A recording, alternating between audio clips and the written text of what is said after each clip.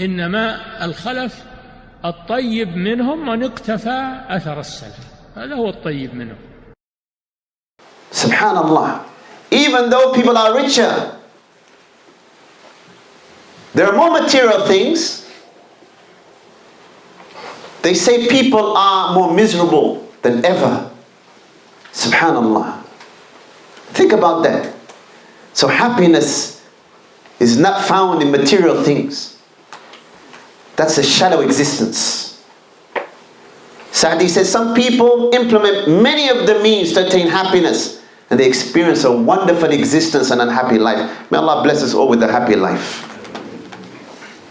Some fail to implement any of them and thus experience a miserable existence, and they live a wretched life.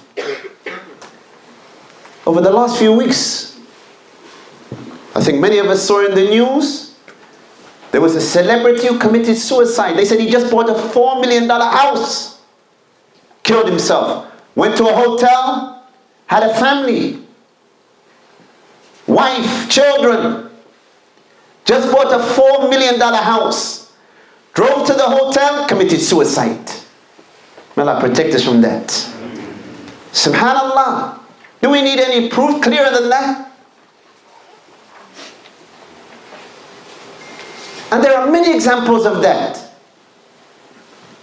Sa'di continued, he said, others are somewhere in between, depending on their success in implementing these means. Meaning, if you implement what we find in this risala, and also the other means that we find in the book of Allah and the Sunnah of the Prophet ﷺ that were not mentioned in this booklet,